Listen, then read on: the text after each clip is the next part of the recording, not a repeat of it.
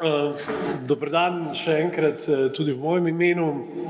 Moje ime je Jožef Djrkaš, sem redni profesor tukaj na Univerzi v Mariboru, FERI, in se organizatorjem, kolegicam in kolegom zahvaljujem, da so me povabili, da lahko moderiram to okroglo mizo v okviru delavnice Digitalna vključenost v informacijski družbi. Uvodoma bi želel predstaviti sogovornice in hkrati, preden jih predstavim, tudi povem, da ste vsi iz občinstva vabljeni k temu, da se vključite v pogovor.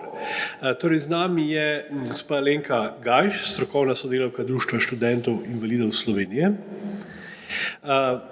gospa Vanja Ricarda Kisvardaj, izredna profesorica za področje inkluzivne pedagogike z Univerze na Primorskem, pedagoška fakulteta, in gospa kolegica Tanja Grozdani, študentka tutorka za študente s posebnimi potrebami na Univerzi v Mariboru, FERI. Tako, sam sem se predstavil nekako že uvodoma. Bil sem v precejšnji dilemi, ko sem gledal program, kaj in kako bi naslovili. In ker je tema popoldanskega dela tega srečanja, tega sestanka, kako lahko tehnologija in umetna inteligenca postane orodje za enakost in ne nov vir izključevanja, sem se v dogovoru z organizatorji odločil, da bo to iztočnica za naš pogovor. Seveda nam je povsem jasno, da so pogledi lahko zelo različni. Še več, tehnologija in njihova uporaba se tako hitro spreminja, da včasih danes ne vemo, kaj dejansko nasloviti. Zaradi tega sem, samo da preskoči zaslon na pravo stran, tukaj je, tudi, torej, za začetek bi želel samo nekako osvežiti nekaj pojmov glede digitalne vključenosti skozi čas, tako da prva prosojnica je v bistvu namenjena temu, kar je kolega Matjaž Debevc omenil v svojem predavanju na začetku, Evropski akt o dostopnosti, torej gre za izjemno svež dokument 17. aprila 2025, torej European Accessibility Act. Ta se mi zdi, da je pomembno sidrišče, da lahko raziskovalno delamo na tem področju in tudi seveda strokovno. Zdaj, po definiciji nekako veste, da smo v obdobju digitalne agende, ki traja že zdaj dobrih 5 let, predtem je bilo kar precej naporov, ki jih bom poskušal osvežiti malo kasneje. No in ta digitalna vključenost, ki je opredeljena v okviru digitalne agende, naslavlja predvsem teh 5 poglavij, torej spletna dostopnost, digitalna znanja in spretnost, jezikovne ovire, povezljivost, dostopnost. Vi seveda danes o vsem tem govorite in govorimo. To pa je prosojnica, ki bi jo rad pustil v ozadju med tem, ko bo tekel naš pogovor. In tukaj si bom dovolil še vzeti 5 minut za eno iztočnico. Veseli me, da smo zelo različnih generacij v tem prostoru. Nekateri se celo spomnimo začetkov interneta in smo na nek način sodelovali pri tem. Nekateri, kot recimo kolegica študentka, pa se je dejansko rodila že z mobilnim telefonom v roki in nekateri izzivi, ki so se pojavljali tudi glede vključenosti v preteklosti, so morda z njene strani videni drugače. No, ad hoc časovna os je pred nami na prosojnici. Tam nekje v 80. letih iz ARPANETA nastane internet, v akademskih krogih smo si malo pošiljali elektronska sporočila, Useneti so bili, skratka nekako današnji internet v eni zelo kamenodobni obliki. Prelomnica se je zgodila s svetovnim spletom World Wide Web leta 1991, torej Sir Tim Berners-Lee v CERN-u da v javno uporabo svetovni splet, koncept strežnikov, koncept odjemalcev in ta javna uporaba, odprt dostop je bila ključna. Namreč marsikatera gospodarska družba, ki bi takrat odkrila ta koncept, bi verjetno zadevo patentirala in zavrla razvoj za nekaj let. Na zaslonu imam nekaj črtic potegnjenih. Zakaj? Zato, ker so spodaj dejansko politično-družbeni dokumenti, ki so verificirali informacijsko družbo, naredili so jo za vse prisotno in če smo na časovni osi, Bangemanovo poročilo je z konca 90-ih let, torej Evropa, ki se mora vključiti v digitalizacijo, ki je bila takrat imenovana seveda drugače, in je bila zelo prisotna v Združenih državah Amerike. Bangeman je bil komisar za gospodarstvo v tistem času in če smo že v akademskih krogih, ne smemo pozabiti na Websterov kritični pogled na koncept same informacijske družbe. In tisto, kar spodaj sledi za naslednjimi črticami, pa je zelo praktičen vidik. Za vključevanje, za razvoj interneta, kot ga poznamo danes, je bil zelo ključen korak okrog leta 2000, malo čez 2001, 2002, torej liberalizacija elektronskih komunikacij. Spet se bom navezal na debato, ki sta jo imela kolega glede cene SMS-ov in podobno. Danes to je realen problem s tem, da k sreči so uporabniški paketi danes drugačni in vključujejo skoraj neskončno število teh sporočil, ampak takrat, v tistem času, pa to ni bilo tako samoumevno in je bilo elektronsko komuniciranje izjemno drago, v glavnem preko dial-upa. No, k sreči je to zgodovina, potem so prišle mobilne naprave, okrog 7-8, so postale 2007-2008, so postale realnost, zato pravim, da današnja generacija se je v bistvu rodila z njimi.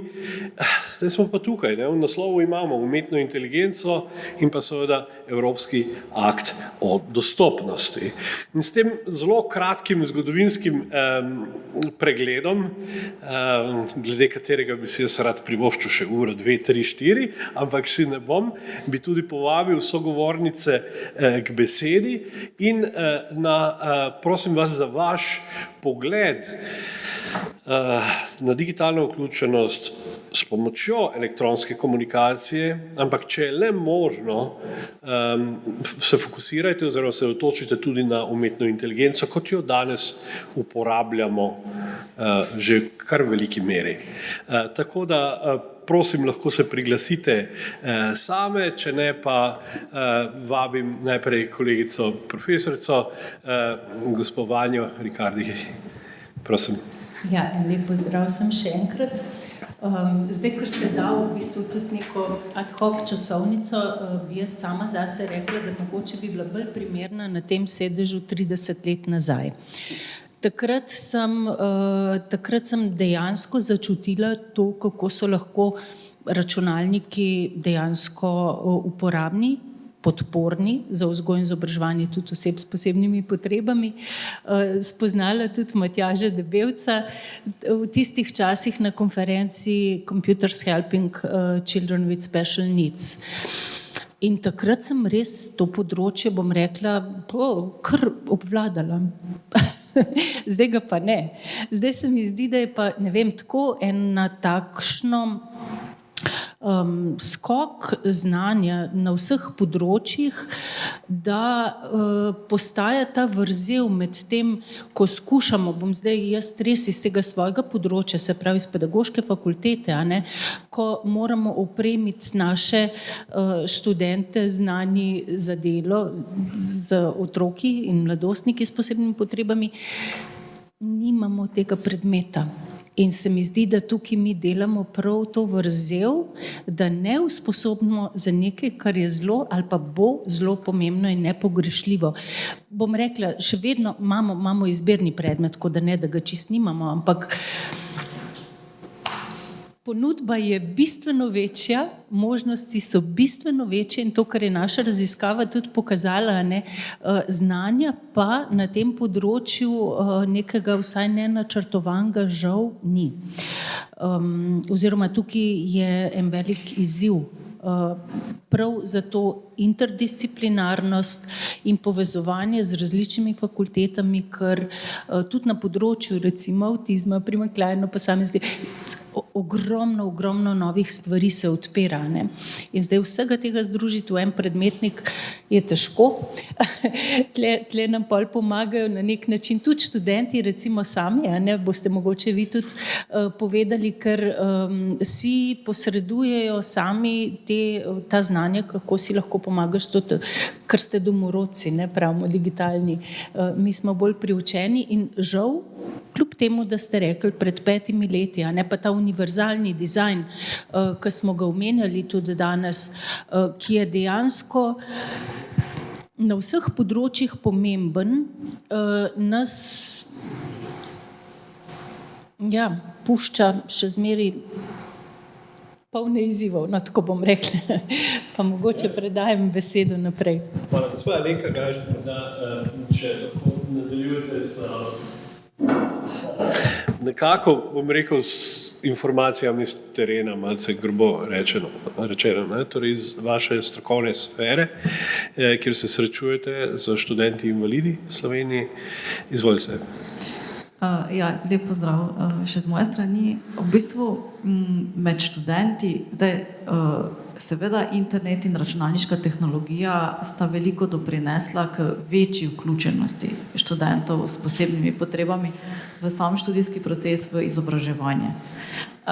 To pa ne pomeni, da je sistem brez ovir in ravno to, kar je profesorica omenila, ta hiter eksponentni napredek na tem tehnološkem področju potem osebe s posebnimi potrebami nekako pušča vzadaj. Vedno smo korak za tistim razvojem.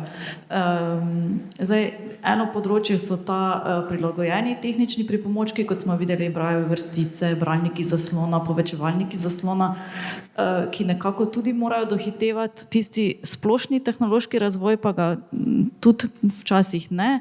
Recimo lahko dam primer slepe študentke pred nekaj leti sicer, ki je kandidirala za pripravništvo prevajanja in tolmačenja na Evropski komisiji, opravila vse razgovore, bila sprejeta in na koncu so ugotovili, da pač tega dela tam ne bo mogla opravljati, zato ker bralnik zaslona in ta program prevajalski Trados, ki ga tam uporabljajo, pač nista kompatibilna in takrat neke tehnične rešitve, da bi to dvoje uskladili, niso našli.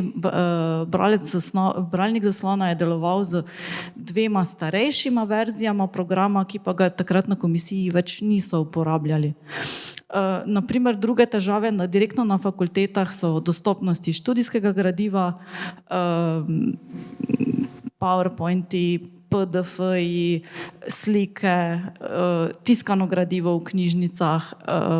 Sicer je tudi vedno več digitalnega gradiva, ampak tudi vse digitalno ni dostopno in to je ravno tista ključna dilema danes tukaj, ne? Da pač reče, vse pa je na spletu, ampak splet ni vedno dostopen. Tukaj pač zaznavamo, recimo, ne vem, učitelji pripravljajo razne kvize v Moodlu, Kahootu, H5P. Tukaj so potem spet določeni koraki, smernice, kako to pripraviti dostopno, nekatere stvari se da narediti dostopne, nekatere ne.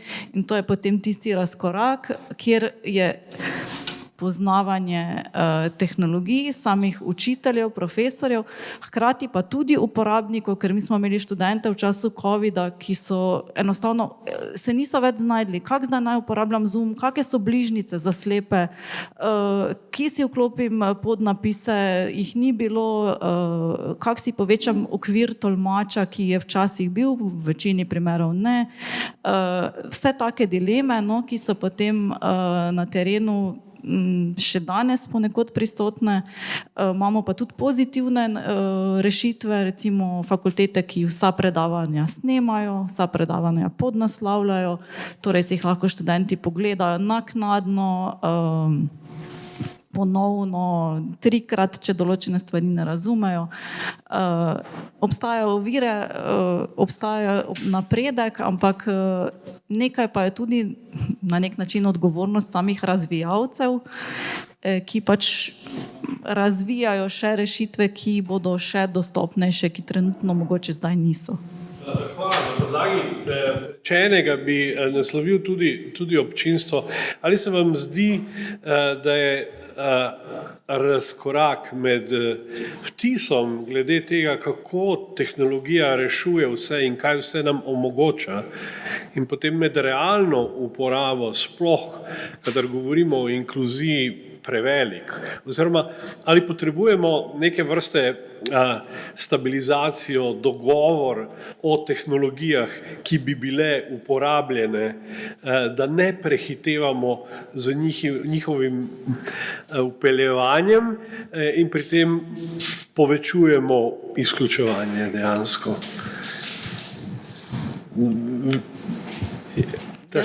Jaz bi mogoče tukaj rekla, da bolj je verjetno stvar zavedanja, sodelovanja, ravno to, kar je gospa profesor rekla, timsko delo, ker nekateri ker če bi rekli, da moramo upočasniti, bi s tem upočasnili razvoj. Jaz samo mislim, da je treba bolj mogoče tudi pogledati skozi oči uporabniških izkušenj nas invalidov, ljudi z oviranostmi na splošno, in te izkušnje prenašati v okvire strokovnjakov, ki razvijajo to tehnologijo, da bi se ta razkorak pač čim bolj zmanjšal in da potem ta razvoj podpore ne bi toliko zaostajal za realnim razvojem tehnologije, ki se pojavlja na tržišču. Hvala, zelo dober odgovor. Prosim, če dopolnite. Samo se zelo zahvalim res Društvu študentov invalidov, ker v času covida ste res nudili eno tako sistemsko pomoč vsem univerzam. In mogoče res mogoče bi bil ta mehanizem tudi na tem področju dragocen, se pravi ta interdisciplinaren, da pride do vseh uporabnikov, bodisi študentov, bodisi učiteljev, ker je tega znanja res ogromno, tudi orodje ogromno, ampak ne moramo več biti eksperti na vseh področjih. Ampak ko pa ste nam takrat res bili v eno tako zelo dragoceno oporo z vsemi, na kaj moramo biti pozorni, da bomo vključevali ali pa da bomo dostopna predavanja, vaje vse nudili tudi študentom z različnimi oviranostmi, je bilo to, se mi zdi, res ena taka zelo pomembna pomoč.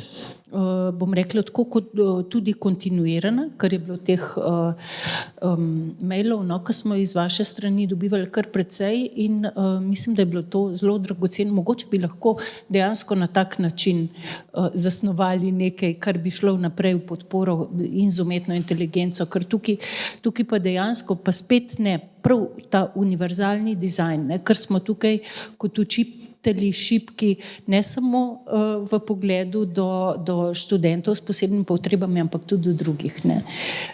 Ker ne vemo zdaj, ta dvorezen meč, ali je to orodje, ki pomaga, ali je včasih tudi orodje, ki poneumlja. Ko dobimo kakšne maile, upam, da vas ta mail dobi dobro. Hvala, in to je morda pravi trenutek, da zdaj študentko, tutorko povabim k besedi. Tanja Grozdan je z nami.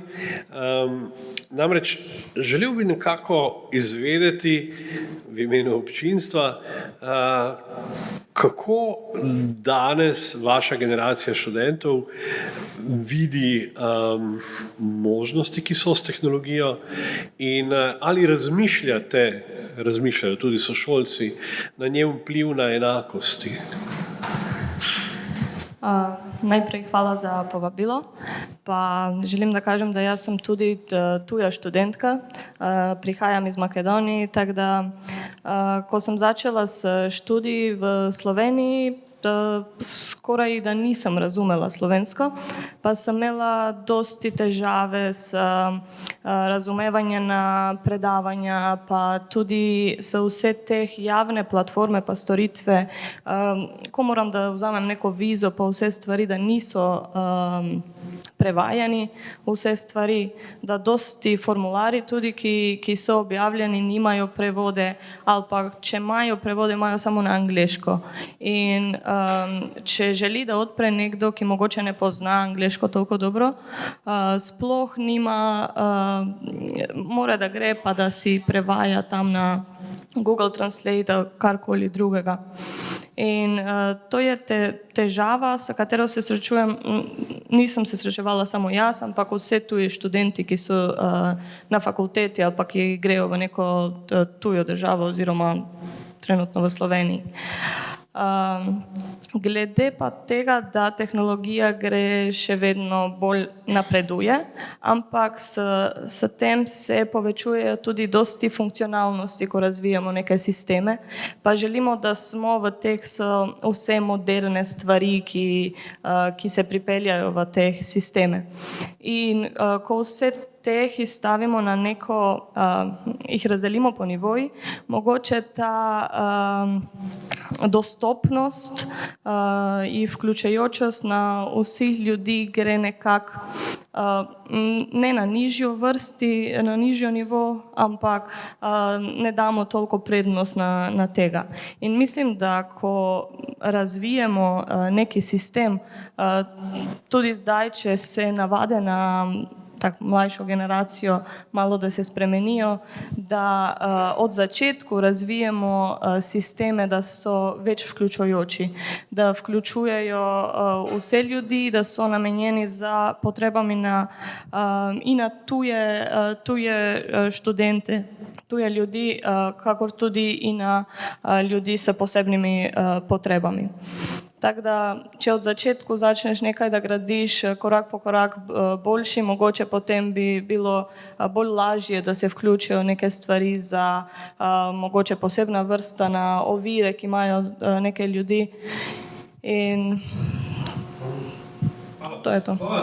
Prav zaradi tega, kar ste zdaj rekli, se mi zdi pomembno, da tudi univerza sodeluje na takšnih projektih in na teh tematikah, kot je današnja konferenca. Tako da bi zdaj še povabil občinstvo tudi kakšnemu mnenju ali pa videnju. Namreč gre za to, da bo popoldanska sekcija namenjena v veliki meri vlogi umetne inteligence na tem področju. Pa bi mogoče kar Boštjana ali pa Majo naslovil pri tem, kako bi povezala ta dopoldanski del pa popoldanski del.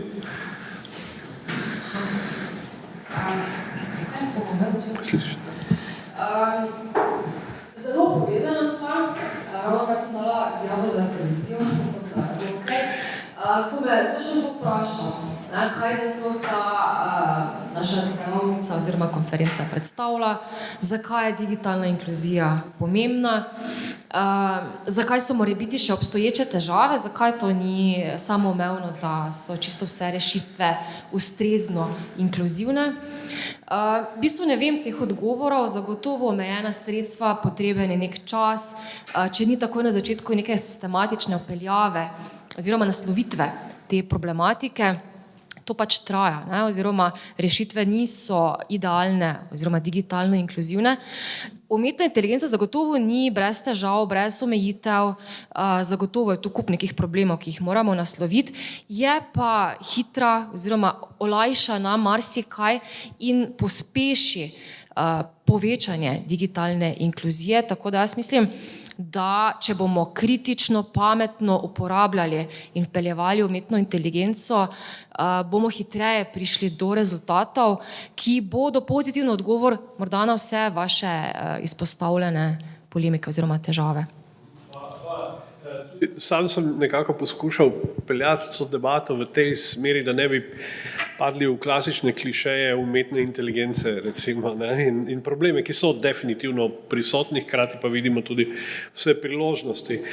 Tako da mislim, da smo dobili dovolj, bom rekel, poglobljenih vpogledov nekako v stanje. Seveda meni se odpirajo spomini na obdobja nazaj, torej ko je prodirala informacijska tehnologija in takrat sem bil v vlogi državnega sekretarja na Ministrstvu za informacijsko družbo in en izmed prvih projektov je bil tudi z Društvom slepih in slabovidnih. Torej, Slovenija se temu področju posveča že precej časa, upam, da. Pa zdaj govorim namreč o tej institucionalno, vem, da je pokrito, ampak o tem stiku akademije, znanosti nekako in tehnologij, povezovanje teh svetov se mi zdi najbolj pomembno. In tale prosojnica, s katero sem nekako pričel to debato, bo verjetno torej ne sama prosojnica, ampak obstaja tudi indeks digitalnega gospodarstva, po katerem merimo na ravni Evrope prodor informacijskih tehnologij in njihovih uporab in verjetno bo metodološko tudi spremenjena, da bo tudi ta del vključen, ki se nanaša na sam Evropski akt o dostopnosti. Torej, to je dokument, ki ves čas raste, bom rekel, in se prilagaja aktualnim razmeram. Pozivam vas še, prosim, auditorij k besedi, potem bom pa prosil sogovornice za zaključne misli, ker ura je že takšna. Prosim. Lep pozdrav vsem, Darja Ivanuša iz Inok inštituta. Jaz bi samo se navezala na tisto prejšnjo vprašanje, povezava umetna inteligenca in dostopnost, vključevanje. Jaz mislim predvsem, da zakaj umetna inteligenca, zakaj govorimo o umetni inteligenci v povezavi z vključevanjem, je predvsem to, ker je to ena tehnologija, ki ima možnost marsikatere tehnične omejitve, ki jih je stare tehnologije imele, preseči zato, da se naredijo neke stvari, ki prej niso bile dostopne, bolj dostopne za osebe z različnimi invalidnostmi. To se mi zdi pomembno, kar se pa tiče tega, zakaj že niso vse aplikacije pa vsa tehnologija že v osnovi dostopna. Jaz mislim, da bomo prišli tja daleč, z gospod Lenko smo se ravno prej pogovarjali. Jaz mislim predvsem, da je problem, da je treba spremeniti miselnost pa tudi z enim zakonom ali pa z enim aktom se ne da spremeniti. To je začetek, traja pa kar neko obdobje, da potem tisto pride v naše glave, v zavest vsakega posameznika. Mogoče je pa ravno to tisto, kar bo naslednja generacija, ki že bo odraščala z isto miselnostjo, pokazala potem rezultate. Se mi zdi, da je to nekako tako, kot recimo okoljevarstvo. Ker sem jaz bila recimo še otrok, smo še imeli povsod so bile smeti okrog. Danes v Sloveniji več tega ne vidiš, ne, za novo generacijo. Greš pa v določene države, kjer še zavesa okoljevarstvo ni toliko prisotna in tam pa še vedno seveda najdeš odpadke povsod. In mislim predvsem, da z takimi malimi aktivnostmi gradimo to zavest, ki bo potem vsaj v nove generacije pa potem res začele programirati z zavestjo o dostopnosti in tako lahko tudi potem pričakujemo rezultate. To je moje mnenje. Hvala lepa za vaše mnenje. In zaključni stavek, prosim sogovornice, glede na to, da nas čas priganja in je čas za kosilo. Izvolite. Mogoče začnem jaz. Še zmeri pa ristem. Interdisciplinarnost se mi zdi tukaj ključna. Prej ste omenjali tudi tele CRP projekte in tako naprej, v bistvu, da bi dejansko prišlo tukaj do povezave različnih strok in uporabnikov in ta univerzalni dizajn, to se mi zdi tudi, to je pa ta zavest, ki jo moramo dejansko privzgojiti vsem mladim generacijam, da že ko načrtujejo, v bistvu načrtujejo z zavestjo po dostopnosti za vse. Ne? Potem mislim, da ne bomo imeli težav. Ja, jaz bi se mogoče sam navezala, naše društvo v prvi vrsti dela s študenti in tehnologija ima velike preskoke, hiter napredek. Zdaj, vsa ta dostopnost pa potem nekako zaostaja in z vidika študentov, mi vemo, treba je spremeniti miselnost, treba je izobraziti ljudi, treba je iskati nove rešitve, ampak če zdaj gledamo to z vidika življenja študenta, ki je na univerzi 3, 5, 6 let, je za njega ta ta dostopnost se v teh 5 letih ne spremeni toliko bistveno. Se pravi, s študijem že zaključi, išče zaposlitev, še tam so neke ovire in pač ta frustracija pri invalidih pač obstaja in te družbene spremembe v miselnosti in pa tudi v znanju pa so tiste, ki so ključne, ampak z vidika enega samega uporabnika pač gledano v tem, kaj je na voljo splošni populaciji, kaj pa nekomu, ki je slep, nekomu, ki je gluh, nekomu, ki je avtist, je pa potem ta razkorak še zmeraj velik in pač vedno smo mi potem na preizkušnji, ja, pač morate biti potrpežljivi, vse se bo zgodilo. Veste, kaj hočem reči, pač ta razkorak zmeraj obstaja in ta toleranca pri nas potem včasih to potrpljenje malo upeša. Zdi se mi odlično to, da se lahko naša študentka, tutorka poveže z vami verjetno, ne? In izmenjata nekaj izkušenj, ali ste že povezani? Ne. Ne še? Torej, zdaj bo priložnost, izvolite Tanja, zaključna beseda še za vas. Ja, pa jaz bi rekla, da mogoče še več študentov, da se spodbujajo, da se vključujejo v to, da se naredijo neke sisteme mogoče, ki so bolj vključujoči. To je res, da ko končamo študijo, iskamo službo, gremo tam, pa ko gremo v industriji, vidimo, da se ne ukvarjajo preveč za to, odvisno v katero področje delaš, ampak se ne ukvarjajo preveč o dostopnosti. In tudi, če imaš ti empatijo, pa ta v mislju imaš vedno to za dostopnost, da narediš karkoli, nimaš mogoče čas ali pa nimaš možnost, da to narediš. Tako da mogoče, da se vključijo več študente skupaj, da delajo skupaj s društvo na ljudi s posebnimi potrebami, da se naredijo več delavnice, da mogoče se bolj hitro povezujemo medsebojno in mogoče tudi v neke predmete, da se dodajajo neke, mi delamo preveč projektov na fakulteti, pa mogoče neke projekte, da imajo neki cilj, ker ponavadi delamo par projektov, pa samo tako ostanejo samo za študij. In zakaj ne, da delamo nekaj, kar je res koristno. Hvala vsem trem sogovornicam, Alenki Gajš, Vanji Rikarda Kišvardaj in Tanji Grozdani.